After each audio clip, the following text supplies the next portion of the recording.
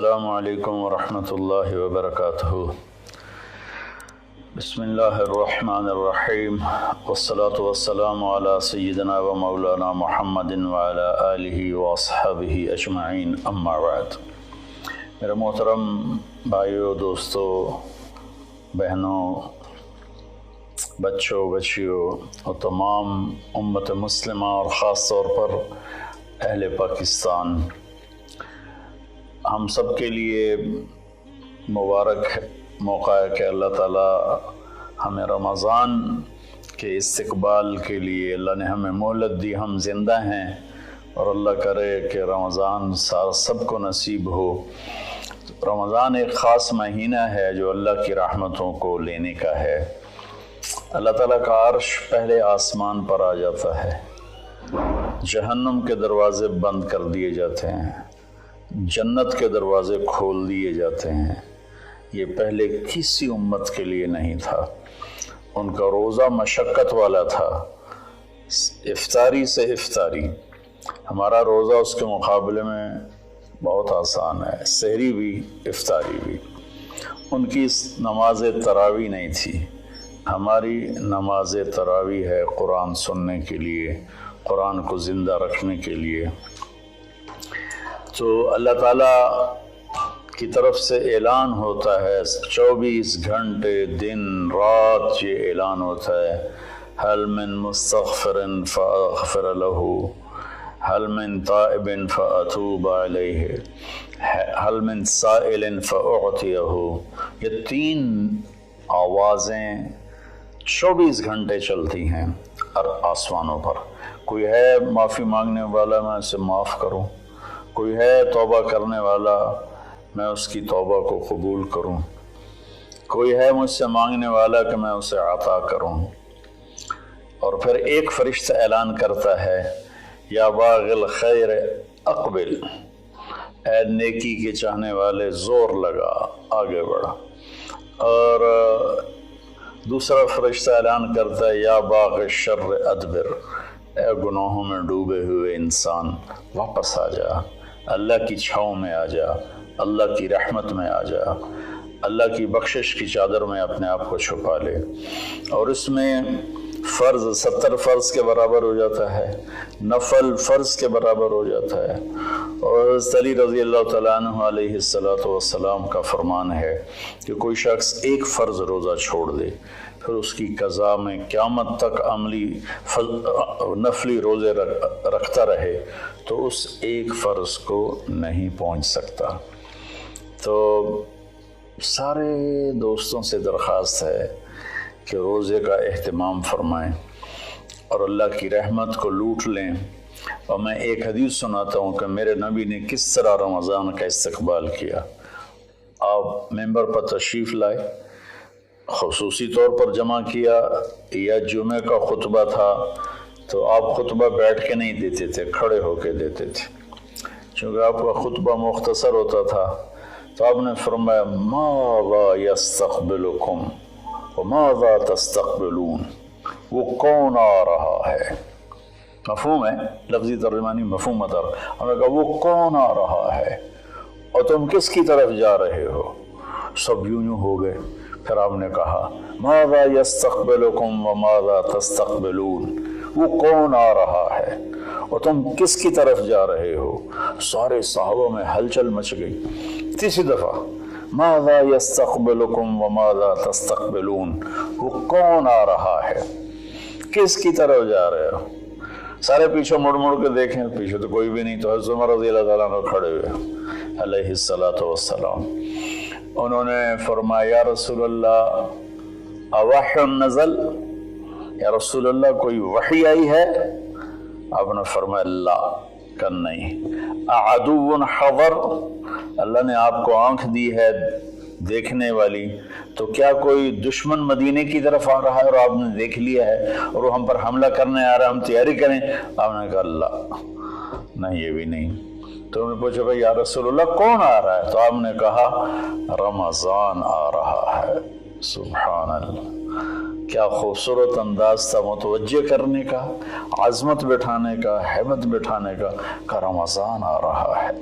फिर आपने उसके फ़ज़ाइल सुनाए कि इसमें जन्नत के दरवाज़े खुल जाते हैं, जहन्नम के दरवाज़े बंद हो जाते हैं, और जन्नत की हूरें अल्लाह से दुआ करती हैं या अल्लाह इस रमज़ान में अपने नेक बंदों में हमारे शौहर हमारे लिए मुंतखब फरमा और उनके ज़रिए हमारी आंखें ठंडी फरमा।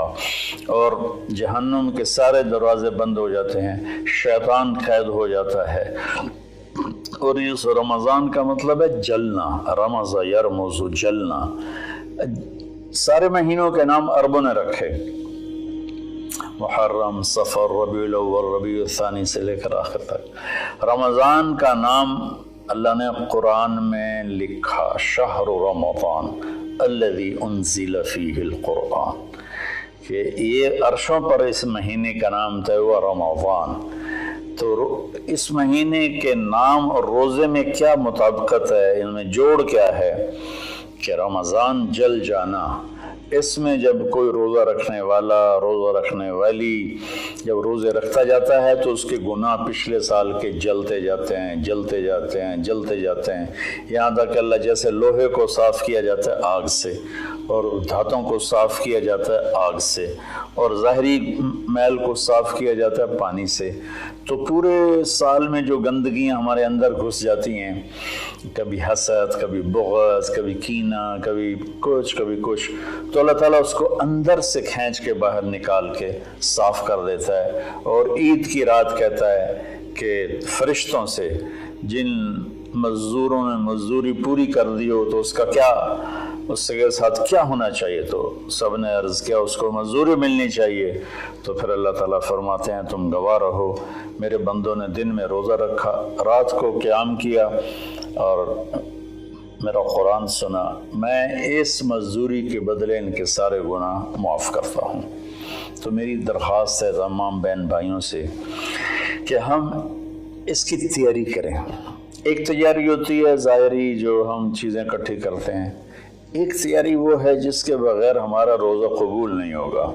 मेरा नबी का फरमान है, 4 आदमी ऐसे हैं जिनकी लैलतुल क़द्र में भी बख्शिश नहीं होती, तो रमज़ान की बाकी रातें तो उससे अदना हैं, कि 4 अगर किस्म के गुनाह चारों किस्म में हो या एक किस्म में हो, बख्शिश ना होने का मतलब ये है कि अगर वो तौबा नहीं करेगा तो उसका रोज़ा उससे माफ़ी नहीं दिला सकेगा।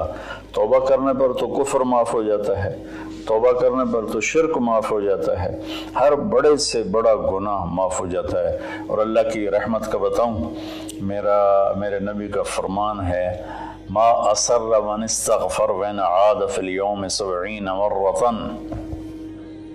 चंद दिन पहले एक नौजवान ने मुझे फ़ोन किया, मौलाना बड़ी तौबा करता हूँ फिर गुनाह हो जाता है, 10-15 दिन से ऊपर नहीं गुजरता है फिर गुनाह हो जाता है, फिर तौबा करता हूँ तो ये तौबा का मजाक है, मेरी बख्शिश नहीं होगी। वो दौड़ रोने लगा टेलीफोन पर। तो जब थोड़ा उसके आंसू रुके तो मैंने उसका, बेटा तो मैं एक हदीस सुनाता हूँ कि मेरे नबी का फरमान है, जो दिन में 70 दफ़ा तौबा तोड़े, और 70 से मुराद 10, 7, 70 नहीं, अरबी में 70 से मुराद होता बेशुमार। मेरे नबी ने फरमाया कि जो दिन में 70 दफ़ा तौबा तोड़े और फिर तौबा कर ले सच्चे दिल के साथ, तो मेरे रब की नज़रों में वो महबूब है, वो उसका प्यारा है, चाहे वो बार बार तौबा तोड़ता है लेकिन उसके बाद वो रोता है, माफ़ी मांगता है, और आखिरी सांस तक अल्लाह ने तौबा का दरवाज़ा खुला रखा है। बाबु तौबत मफ्तूहन मा लम युगरगर, जब तक गले का वो घुंघरू बंद नहीं होता उस वक्त तक अल्लाह ताला बंदे की तौबा के लिए दरवाज़ा खोल के बैठा होता है। मौत नज़र आने लगे फिर कहे या अल्लाह मेरी तौबा, तो वो कबूल नहीं है, लेकिन उससे 1 मिनट पहले उसे पता ना हो वो तौबा कर ले तो अल्लाह उसकी तौबा माफ़ करता है। मैं एक दफ़ा जमात में गया नवाबशाह, तो एक घर में बड़े वडेरों को इकट्ठा किया, تو آخر میں توبہ کراتا ہوں، کہو یا اللہ میری توبہ، یا اللہ میری توبہ، یا اللہ میری توبہ۔ تو اس میں ایک وڈیرا صاحب تھے، بڑی بڑی مونچھیں تھیں، بڑا ہیوی ویٹ، ان کی آواز سب سے بلند تھی، یا اللہ میری توبہ، یا اللہ میری توبہ، یا اللہ میری، اور ساتھ رو رہے تھے زار و قطار۔ واہ میرے رب! یہ بیان تھا ظہر سے پہلے۔ وہ گھر گئے ہیں اور رات کو ہارٹ اٹیک ہوا اور ان کا انتقال ہو گیا۔ ساری زندگی نافرمانی میں تھی۔ مجھے لوگوں نے بتایا کہ وہ بڑے کوئی اچھا زندگی کا رخ نہیں تھا، لیکن میں یقین سے کہتا ہوں کہ اس دن کی ان کی توبہ نے ان کو اللہ کی بارگاہ میں محبوب بنا دیا، مقرب بنا دیا۔ تو میں صرف 4 باتیں ہیں میرے بھائی بہنوں۔ ایک ہے مدمن خمرن، جو مستقل شرابی ہو اور شراب کا عادی ہو، اس کی رمضان کے روزے سے بخشش نہیں ہوتی۔ عاقل لوالدیہ، جو والدین کو پرزے کر دے۔ والدین کا اونچا بول کبھی کبھی بولا جاتا ہے، کبھی بدتمیزی ہو جاتی ہے، اس کو نافرمانی نہیں کہتے۔ جو اپنے والدین کے دل کے ٹکڑے آنکھ پھاڑنے کو کہتے ہیں۔ یہاں اللہ تعالیٰ نے، اللہ کے نبی نے نافرمانی کا لفظ استعمال نہیں کیا، بلکہ حقوق کا مطلب کسی چیز کو پھاڑ کے پرزے کر دینا۔ تو جو ماں باپ کو اتنا زخمی کرے کہ ان کی آہیں نکلیں، ان کے آنسو نکلیں، اس کی بھی بخشش نہیں ہوگی۔ تیسرا، جو قاطع الرحم، جو رشتہ داروں سے لڑتا رہتا ہو، کسی سے نہ بنا کے رکھے، نہ بھائی سے، نہ بہنوں سے، نہ چاچے سے، نہ مامے سے۔ ماں اور باپ کی طرف سے جتنے رشتے ہیں وہ رشتے ذوی الارحام کہلاتے ہیں۔ جو ان رشتوں کو توڑتا ہے اور ان سے لڑتا بھڑتا ہے، اپنے آپ کو سپیریئر سمجھتا ہے، یہ سب گند ہے، یہ سب ایسے ہیں، ایک اس کی بخشش نہیں ہوتی۔ اور چوتھا ہے المشاحن، جو دل میں کسی کے لیے بغض پالتا ہو، نفرت رکھتا ہو، حسد رکھتا ہو۔ المشاحن کا لفظ ان ساری چیزوں پر ہے۔ تو میرے بھائی بہنوں، اس میں جو چیز سب سے زیادہ عام ہے نا، وہ آخری ہے۔ ہر آدمی شرابی نہیں ہے، اللہ کا فضل ہے، کروڑوں مسلمانوں نے کبھی شراب کو دیکھا بھی نہیں ہے۔ ہر آدمی ماں باپ کا نافرمان نہیں ہے، ہر آدمی اپنے رشتہ داروں سے لڑا ہوا نہیں ہے، لیکن ہر آدمی اپنے دل میں کسی نہ کسی کا بغض پالے بیٹھا ہے، کسی نہ کسی کی نفرت لیے بیٹھا ہے، کسی نہ کسی کا حسد لیے بیٹھا ہے، کسی پر غصہ لیے بیٹھا ہے۔ یہ چونکہ انسان کی فطرت ہے کہ وہ منفی چیزوں کی طرف جلدی جاتا ہے، نیگیٹیوٹی کی طرف ایسے جاتا ہے جیسے پانی اوپر سے نیچے، اور پازیٹیو چیزوں کی طرف جانا مشکل ہوتا ہے جیسے نیچے سے اوپر جانا۔ تو اس میں پھر آدمی پھسل جاتا ہے۔ ایک اس ہمارے سوشل میڈیا نے اس طرح نفرت پھیلا دی ہے، جھوٹی باتیں کر کے، جھوٹے عنوان لگا کر۔ تو میری گزارش ہے سارے بہن بھائیوں سے، ہم رمضان کی تیاری کریں۔ کیا تیاری کریں؟ ہم اللہ نہ کرے کوئی شرابی ہو، کوئی ہے تو اللہ کے واسطے توبہ کر لے۔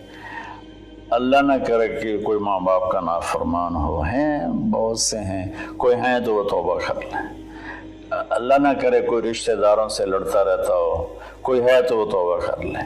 میرا رب نہ کرے کہ ہمارے دلوں میں میل ہو، ہم اپنی میل کو صاف کر لیں۔ میرے نبی نے فرمایا کہ اے میرے بیٹے انس، میری ایک عظیم الشان سنت ہے، میں شارٹ کٹ کر کے بتا رہا ہوں، اگر تو اس پہ قابو پا گیا تو تو جنت میں میرا ساتھی بن جائے گا۔ اور وہ یہ ہے کہ اس دل کو پوری دنیا کے انسانوں کے کھوٹ سے پاک کرتے۔ لیس فی قلبک غش لأحد فافعل۔